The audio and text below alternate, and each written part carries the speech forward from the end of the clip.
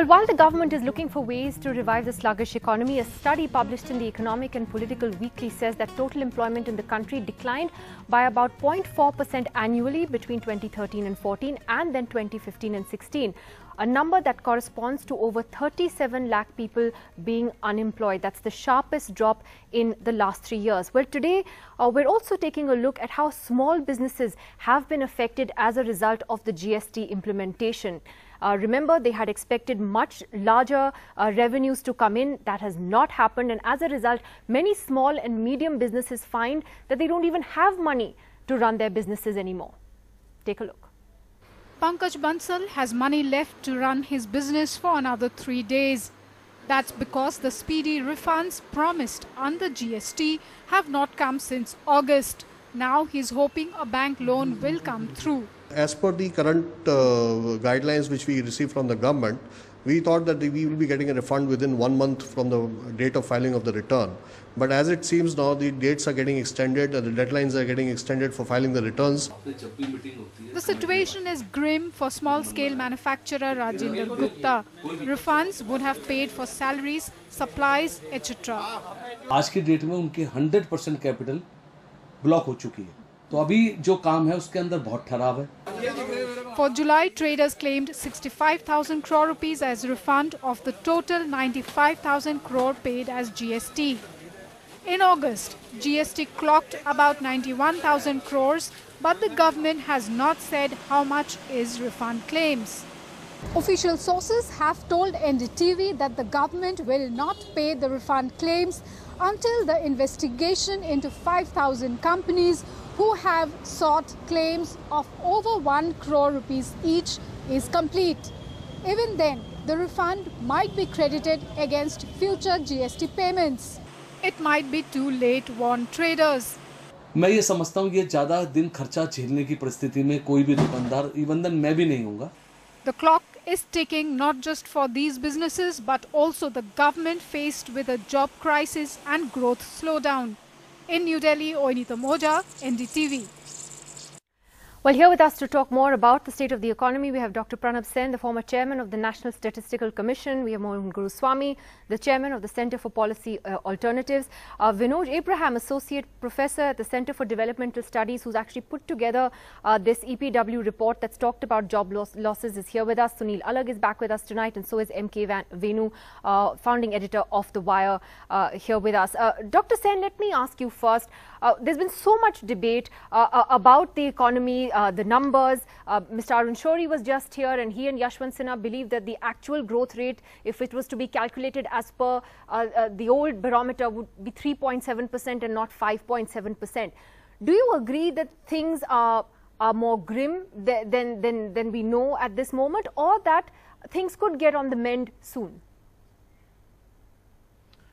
Well, I think we know how grim they are. I mean, there's a difference between what we know and what the data is saying. Let me just take these numbers that Mr. Sinha and Mr. Shourie have been talking about, which is 5.7 and 3.7. I think they're a little wrong in that the old methodology would continue to give you something very close to 5.7, but the revised data, when the data for the unorganized sector comes in, then almost certainly these figures are going to be revised downwards quite significantly. Whether it will go down by 200 basis points or not, I don't know, but there will be a significant decline. You're saying there will be a significant decline, but when does it pick up, according to you, or do you think we're looking at a long-term slowdown? Well, the timing is difficult to say because there is a whole sequence of events that have happened and they've been feeding on each other, and therefore, you know, although each by itself may have a limited duration, but when you talk about the interaction, it can stretch things out much longer. I would say that in any case, over the course of the next year or so, we really shouldn't hold out too much expectations. The course of the next year or so, that's interesting. I want to ask Mr. Abraham, on this particular report that he's been able to put together on just the employment data. Mr. Abraham, reading your report today, one actually does worry Yes. about you know, the employment sector. Are you basically saying also that in the long term we can't expect job growth to take place, and how long does long term mean?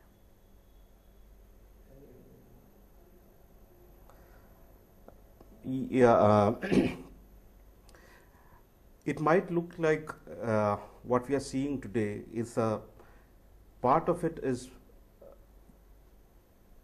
fitting towards a long-term trend of employment decline that we had been seeing for quite some time. This is not a new phenomenon that has come up recently.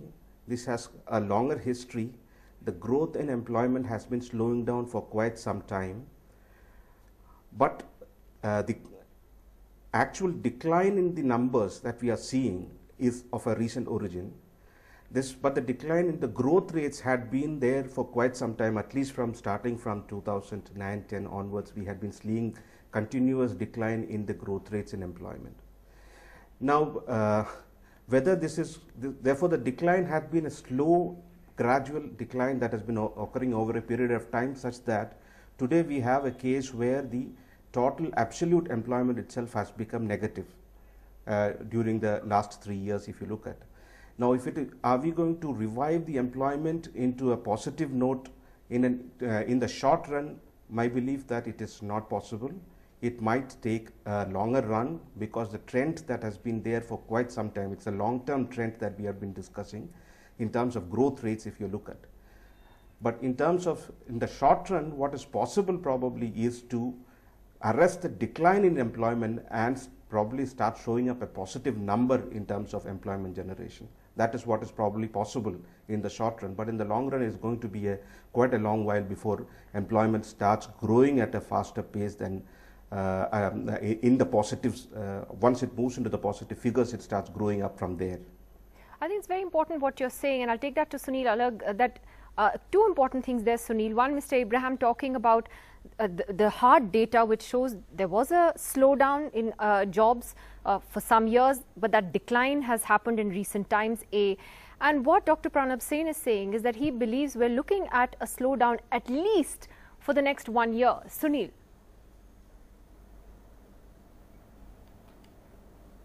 No, you know, like I'm sure everybody is being very pessimistic, whereas I've always been optimistic, and I say that, look, I don't see the decline carrying on for more than 6 months. And the reason being, look, there are a couple of sectors which are already showing growth. Whether you want to highlight them or not, I would like to highlight. Auto is showing about 11 to 12% growth. The FMCG industry, and I use glucose biscuits, and I don't want to talk about chocolate cream biscuits and all, otherwise you'll get onto the Marie Antoinette scene about let them eat cake. But glucose biscuits, where you can buy 3 glucose biscuits for 1 rupee, has already started growing. And I've always used biscuits over the last 10 to 15 years. If you look at the statistics, it's really the burger index of India. When the economy declines, biscuit sales start declining. And when glucose biscuits start buying, it's the first signs of recovery. And so if you see not just biscuits, but FMCG is recovering, auto is recovering. Now the government, that does not take away from the fact that we are in a situation which is a kind of, the growth has declined. But I don't see the Prime Minister not being seized of the problem. I don't see the Finance Minister not being seized of the problem. And I see between now and the budget, which is going to be in February, you will see ultimately what is really slowing down is consumer demand. And let's get down to the real reasons, because the consumer demand, when it falls, automatically output, the capacity drops, and you have spare capacity, and you get into the vicious circle of what we are in. But if consumer demand picks up, then manufacturing picks up, and you're back again into a virtuous circle. So the reason why demand is falling is you've got to put money into the hands of the people. It's going to, I hope it's going to happen in the budget, when you will see a reduction in tax. See, all this thing about petrol price going up and down, fruits costing extra, when you put money into the hands of the consumer and you give him 1 rupee and you take away 50 paisa, he stops complaining. Right now he doesn't have the money.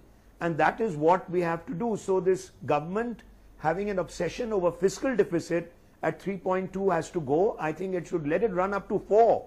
It doesn't make a difference. And if I'm not a great economist, I'm not a PhD, but I did economics honors in college, and Keynes has said an inflation rate of 7% is okay for a developing economy. Why is the RBI so hung up on 5%? They have to drop interest rates to help output to go up. So if these very fundamental steps are taken, I don't see it running through. Infrastructure money is going to be spent because of the fiscal deficit. So Sunil, let me just take the suggestions you made. So I don't see such a gloom that everybody is talking about. Okay, so Mohan Guruswamy, is everyone That's all I want to say. Is everyone else looking at it? Of course it's bad Is today. it gloom and doom as Sunil is saying, and also what he said about the interest rates? And you know, Surjit Bhalla was making this point repeatedly last week as well. He believes the onus is largely on the RBI to fix things and not so much the government. Well, you know, I'm glad Sunil doesn't feel gloomy about the economy. But, you know, if it is not gloomy, then he wouldn't need to propose all those measures he has proposed about on the fiscal deficit and things like that. He's right as far as those measures are concerned. Government needs to revise some of its opinions on this. And if you let the fiscal deficit run a little more, it doesn't really matter. Because the problem today is that the government's capital expenditure has declined abysmally. And there's still an economy where government expenditure, government investment leads private investment. And so you need to put money on the ground and, you know, invest in infrastructure, which will result in creation of millions of jobs. We've lost jobs, it's true, but for the first time we've lost jobs in the unorganized sector. And that is a dangerous sign, because people in the unorganized sector are almost at the edge of the poverty line, and any substantial numbers falling behind it could cause serious problems. So I think, you know, government has to think of ways of getting more money back into investment. And I think, you know, Sunil suggested fiscal deficit. I would go one step further. I said we need to look at those foreign reserves we have. We have $400 billion now, $150 billion almost sitting in American banks earning 0.5%. And, you know, whether some of this money can be brought back and invested here in an investment fund is something which we need to look at seriously. But, you know, putting the blame on the RBI is wrong, because the government is also concerned about inflation. And inflation does become a problem and does become an election problem. And so, you know, it's easy to pass the buck on, which is what Surjit Bhalla, he's a new mullah on the government side, so he's passing the buck on to the RBI, which is not fair, it's not correct either. But I think there is much Modi can do, and this is the time when things are really bad, this is the time to get going. Well, M.K. Venu, weigh in on that, because one suggestion is forget the fiscal deficit. Sunil says don't get hung up on that. The RBI needs to do more. Mohan Guruswamy is talking about dipping into the foreign reserves. I just want to ask you a political question though as well. Arun Shourie believes that the setting up of this Economic Advisory Council, of which Surjit Bhalla is a part, is just a way that the Prime Minister wants to show that I'm listening and I'm doing something, and he's not actually listening. Is that your sense as well, or is that a fair assessment? Why set it up if you're not going to do anything? You know, Nidhi, the other criticism that Arun Shourie made, I kind of completely agree with. In 3.5 years down the line, this government seems to have sort of confined itself or shut itself in a self-satisfied bubble, and they're just patting themselves on the back, saying that they've done structural reforms such as demonetization, GST, and digitization, formalization of the economy. There's all these big terms being thrown, structural change and all, which the effects of which will be probably seen after 4 years, 5 years. Whereas if you notice all the others, Yashwant Sinha or even Mohan Bhagwat on Vijayadashmi Day, they are saying please protect the vulnerable sections which are suffering today, farmers, small industries. You know, the RBI has come up with a report on small industries saying for the Jan to March quarter 2017, they've suffered a 58% decline in sales. So if you suffer a 58% decline in sales, you can well imagine how much employment would have gone from these. You know, I'm sure about 40% people have lost their jobs. And today we see in the newspapers which you have put out on NDTV, big companies, organized sector companies which are doing very well. Market leaders like HDFC have shed 6% of their employees, 6,000 people. Infosys shedding 1,500 people for the first time, Wipro. everybody's shedding employees. But what about what Sunil says, that FMCG is showing a sign of revival, auto sales are up, which is true. I mean, that data is Nidhi, there. I'm going back to what our friend from EPW was saying. There was jobless growth, which Rahul Gandhi admitted in his interview during that time also. But the jobless growth, there are neither jobs nor growth in the last 3 years. The jobs have kind of collapsed. In the organized sector, government's own data for 8 industries show a 75-80% fall in job growth in the organized sector. Forget about unorganized, is much worse. The hammering of unorganized. So what is the point in talking about growth when jobs are going so badly? I would be happy if what Sunil says, if Britannia is hiring more people. I don't know whether Britannia is hiring more people, because across the board there is a shedding of jobs. If HDFC, consistently Nidhi, growing company and a kind of jewel among stock market, is letting people go. Is letting people go. And the HDFC chairman, he praised demonetization, and during that period he also announced, he said that it will benefit the banks. The same after 3 months, January, he announced 6%, so let me ask Dr. shedding of employees. So, Dr. Sen, what would your suggestions be if you had to advise the government on what to do? Because I'm trying to see if we can offer suggestions here today. What would you say are the 2 or 3 steps that need to be taken to fix things? Nidhi, I think we all seem to be agreed on one thing, which is that forget about the fiscal deficit for the moment, regardless of what the rating agencies tell you. Sunil said that, Mohan has said that, I repeat that. But how you relax the fiscal constraint is important. Sunil talked about cutting taxes. Wrong response. After all, taxpayers account for such a vanishingly small part of our country, and they are not the ones who are hurting. So if you're going to be cutting, you're going to be relaxing the fiscal deficit, focus on the expenditure side and focus on the types of expenditures that will get income to at the bottom of the pyramid. So, let's not talk about national highways or bullet trains at this time. We'll talk about them later. But let's talk about rural roads, let's talk about rural housing, let's talk about minor irrigation, anything which is labor intensive and uses the essentially manpower, brute manpower. That's the way you really need to go, at least for the next year. All right. I think that's interesting. Sunil, I want to take that back to you, that the focus needs to be on things like rural roads, not the bullet trains. You will immediately employ a large number of people when you do that, of course, but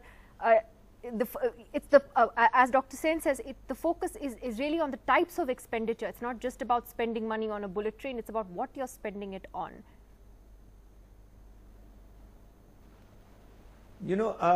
He's right, except that I want to clarify for everybody, the bullet train is being financed by Japan. It is not coming out of the Indian budget at all. So let's not tell everybody that, look, it's coming out of the Indian railway budget and we should be spending on tracks and safety when the money is coming from Japan. And Japan is not going to give you that money if you want it for anything else. So the bullet train has nothing to do with Let's put it that way. It's not free, but we are paying something. Creating roads and everything else with, one second. No, it's 50 years and 0.1%. Look, I always argue again, the economy is going to be where it is, and 50 years from today we are not going to progress, then forget it, then you're absolutely right. But in 50 years when we have to pay back, and if our economy is looking so much better in 50 years, hopefully, then all this argument of, exchange rate and all will go down the drain. But that's apart. I don't want to get into the bullet train debate at all, because it's not coming out of our railway budget. Look, as far as roads and all are concerned, I think in the next 6 months there's going to be a lot of road building. It is exactly going back to the Vajpayee area. The national highways were built then. That's the one that will give employment. And to answer Venu about whether the biscuit companies and whether HDFC is going to start increasing employment, look, they are not dropping employment because they're doing badly. They are dropping employment because of technology. So you've got another issue coming up, that you need skilled people now to take on those jobs, and to say, look, it's because of GST and because of everything else that employment is going down. That's totally wrong. a new set of jobs are going to arrive, and you have to be ready for that lag. There's no question about it. But roads and everything else, you will see a lot of infra spending, and if you reduce the taxes, as Professor Sen said, it's not going to impact the budget. It's the people, the average middle income group will get more money in their hand. Mohan Guruswamy, where are the jobs going to come from? Because you know that's the single biggest thing people are worried about. Money. Let me ask Mohan Guruswamy. The jobs are going to come from roads. I'm telling you. I'm asking what he thinks. No, I'm just asking. You're saying it will come from the roads. Going to come from the current skill set has to be roads and infrastructure. That's Mohan all. Guruswamy, is that it? Pranab Sen is absolutely right. You've got to create jobs where people really need jobs to survive.